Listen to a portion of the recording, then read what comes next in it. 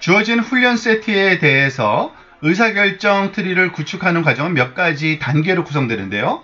이번 영상에서는 의사결정 트리를 구축하기 위해 해야 할 일을 전반적인 과정을 한번 살펴보겠습니다. 지난 영상에서 본 것처럼 고양이와 개의 10가지 예시로 구성된 훈련 세트가 이렇게 주어졌다고 우리가 또 보겠습니다. 그리고 의사결정 트리 학습의 첫 번째 단계는 루트 노드, 가장 상위 노드죠. 루트 노드에서 어떤 특징을 사용할지 결정하는 겁니다. 그래서 그 의사결정 트리상의 맨 위에 있는 첫 번째 노드죠. 그런데 앞으로 이제 좀 배우게 될 따라올 몇 개의 비디오에서 설명될 텐데 어떤 알고리즘이 있습니다. 그런데 그 알고리즘을 통해서 이미 우리가 루트 노드의 특징으로 이런 ear shape, 귀의 모양의 특징을 선택했다고 결정했다고 이미 가정하고서 내용을 한번 설명을 하도록 하겠습니다. 자, 그러면 이게 의미하는 바는요. 모든 훈련 예제를 살펴보면서 귀 모양, 이 특징을 따라서 분할을 하는 겁니다. 즉, 그 ear shape가 포인티한 것, 뾰족한 것을 왼쪽 아래로, 그리고 그 귀가 아래로 축 처져 있는 거를, 축 처진 귀를 5개가 있는데 그거를 또 오른쪽 아래로 이동해 보겠습니다. 자, 그런 다음에 이제 두 번째 단계는요. 거기에 어떤 노드를 배치할지 결정하기 위해서 의사결정 트리의 왼쪽 부분 또는 보통 이거를 왼쪽 가지라고 보통 얘기를 하고요. 그리고 여기에만 먼저 초점을 내리겠습니다. 특히 어떤 특징을 분할하고 싶은지 다음에 어떤 특징을 사용하고 싶은지 알고리즘을 통해서 하는 방법은 이번 주 후반에서 좀 다시 이야기를 할 거고요. 여기서 얼굴 모양 특징을 사용하기로 우리가 결정했다고 가정해 보겠습니다. 자, 이제 우리가 할 일은 이 5가지 예에서 얼굴 모양을 기준으로 우리가 이 2개의 하위 집합으로 나누는 건데 라운드한 게 하나, 둘, 셋, 4개가 있고요. 그리고 라운드하지 않은 게 하나가 있어서 라운드한 거를 왼쪽으로 우리가 아래로 이동을 하도록 하겠습니다. 둥근 얼굴 모양이 아닌 한 얘는 여기 오른쪽으로 이동했고요. 자, 우리는 이 4가지 얘가 모두 고양이라는 거를 좀 알 수 있는데요, 이제. 우리가 라벨에서 그거를 테이블에서 확인할 수가 있죠.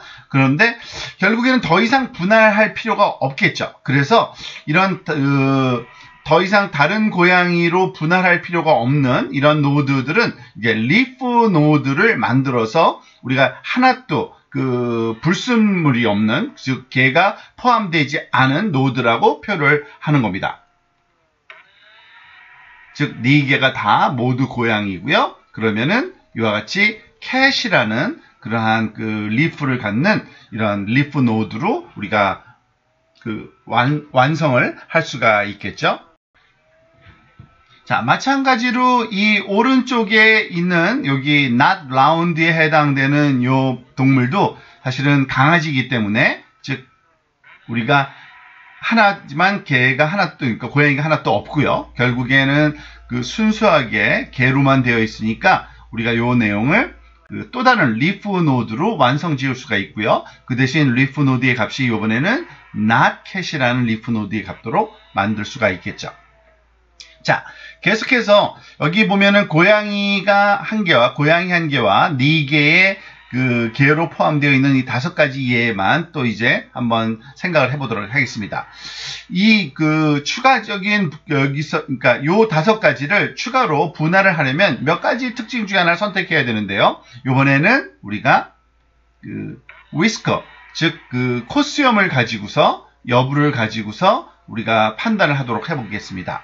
즉 코수염이 있는 것과 코수염이 없는 것을 우리가 분류의 기준으로 삼아서 이것을 진행을 하면 되겠죠. 그러면은 어떤 결과가 얻게 되나요? 즉 제일 첫 번째는 코수염이 있는 거는 고양이 1마리뿐이 없습니다. 그래서 고양이 1마리도 마지막 리프 노드로 될 거고요. 그리고 이 4개도 사실은 위스커가 없는데 그것은 모두 다 강아지, 개인 관계로 완전히 보통 우리가 순수하다고 표현하는데 이 순수한 값들로만 이루어져 있으므로 요 두 개의 그 리프 노드, 우리가 cat 노드와 그리고 not cat 노드를 완성할 수가 있겠습니다.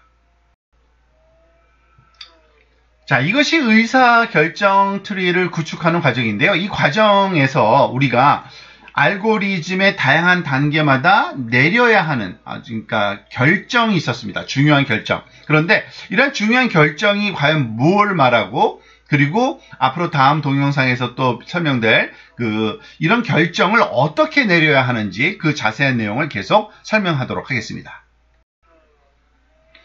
자, Decision Tree 학습에 있어서의 첫 번째 주요 결정, Decision 1이라고 이렇게 명명했는데요. 각 노드에서 분할하는데 사용할 특징, 즉 우리가 어떠한 피처를 사용해서 말하자면은 스플리트, 분류를 할지를 결정해야 되는 것이 첫 번째 결정입니다. 물론 귀 모양일지, 얼굴 특징일지, 얼굴 모양일지, 또는 수염이 있고 없고 그런 것 중에서 어느 거를 우리가 사용할지에 대한 결정을 내려야 한다는 얘기인데요. 자, 앞으로 이제 좀 더 자세하게 뒤 후반부에서 배워 나가겠지만 우리가 보통 기준으로 삼는 거는 maximize purity입니다. 즉 순수도를 최대화시키는 쪽으로, 다시 거꾸로 얘기하면은 불순도죠. impurity를 최소화시키는 쪽이라고 합니다. 여기서 말하는 purity, 순도, 우리가 순도라고 번역을 할 수 있는 요 purity는요. 즉 가능한 한 하위 집합이 모든 것들이 같되도록, 그러니까 모두 고양이가 되도록, 모두 개가 되도록 이 하위 집합을 얻는 것을 순도를 높인다고 표현을 합니다. 즉 예를 들어서 우리가 갖고 있지는 않습니다. 하지만 예를 들면 캣의 DNA 정보를 특징으로 사용한다고 한번 생각해 봅시다. 그러면 10개의 동물 중에서 당연히 5개는 고양이 유전자를 갖고 있을 거고요. 나머지 5개는 고양이 유전자를 갖고 있지 않은 관계로 non-cat으로 분류가 될 겁니다. 그렇게 되면은 이 왼쪽과 오른쪽으로 분류된 하위 집합들, subset이 완전히 퓨어한 집합이 됩니다. 왜냐하면은 다들 고양이거나 다들 고양이가 아니거나 하는 클래스만 있는 거죠. 그래서 사실 DNA가 있다면 DNA가 가장 사용하기 쉬운 그리고 좋은 그러한 특징이라고 우리가 가정을 할 수 있겠죠. 하지만 우리가 실제로 가지고 있는 특징은 DNA가 아니라 뭐였나요? 귀 모양, ear shape거나 face shape이거나 또는 whisker의 여부였죠. 그래서 ear shape를 활용한다고 하면은 포인티한 것과 플러피한 걸로 나누다 보면은 이 왼쪽에는 5개 중에 4개가 캣으로, 그리고 5개 중에 하나가 캣으로 분리되는 것을 우리가 알 수 있고요. 페이스 쉐입으로 한다면은 다음과 같이 라운드냐, not 라운드냐에 따라서 7개 중에 4개가 캣이고 여기서는 1개가, 3개 중에 1개가 캣으로 분류됩니다. 그리고 whisker present와 absent로 하면은 4개 중 3개가 캣으로 왼쪽으로, 그리고 6개 중 2개가 말하자면 캣으로 오른쪽 브랜치로 이렇게 분류되는 것을 알 수가 있습니다. 자, 그러면 의사결정 나무 학습 알고리즘에서는 도대체 귀 아니면은 얼굴 모양 아니면은 코스튬 어느 걸 가지고서 선택을 해야 될까요? 자, 우리가 원하는 거는 왼쪽이든 오렌지 쪽이든 간에 하위 가지의 라벨, 갖고 있는 라벨들의 순도가 가장 높은 그러한 결과를 만들어주는 특징을 가지고서 판단을 하는 것을 우리가 원하는 바입니다. 그래서 그래야지만 보통 우리가 분류를 하고 난 다음에 즉 고양이인지 고양이가 아닌지가 하위 그룹에서 대부분이 옳게 판단될 수가 있는 겁니다. 자, 그와 같은 것을 말하자면 하는 기준, 수학적인 방법론이 있는데 그것을 위해서는 우리가 소위 엔트로피라는 것을 활용합니다. 즉 엔트로피에 관한 다음 영상에서는 이런 불순도를 추정하는 방법 또는 이런 불순물을 최소화하는 방법에 대해서 이용을 한번 해볼 거고요. 그래서 결론은 그렇습니다. 의사결정 트리 학습에 있어서 우리가 가장 먼저 내려야 될 첫 번째 결정은요. 노드를 분할하는 데 사용되는 특징을 어떻게 결정할지, 특징을 결정하는 그 단계가 첫 번째 단계라고 이해하시면 되겠습니다. 자, 의사결정 트리 구축할 때 우리가 내려야 될 두 번째 중요한 결정, decision 2는요. 언제 스탑할지, 즉 분할하는 그 과정을 언제 스탑할지를 결정하는 겁니다. 사실 지금까지 우리가 이전 예에서 사용한 기준은요. 100%의 고양이만 존재할 때, 즉 100% 한 종류의 클래스만 있을 때 그때 중지하는 걸 했죠.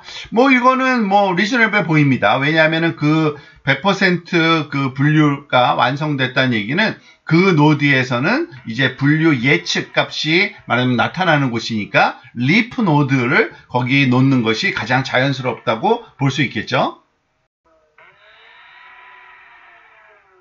자, 또 그 분할 시 중지하는 데 있어서 우리가 사용하는 그 방법 중에 하나는 최대 깊이입니다. 이런 최대 깊이를 초과하지 않도록 이렇게 말하자면 우리가 매개 변수를 정할 수가 있는데요.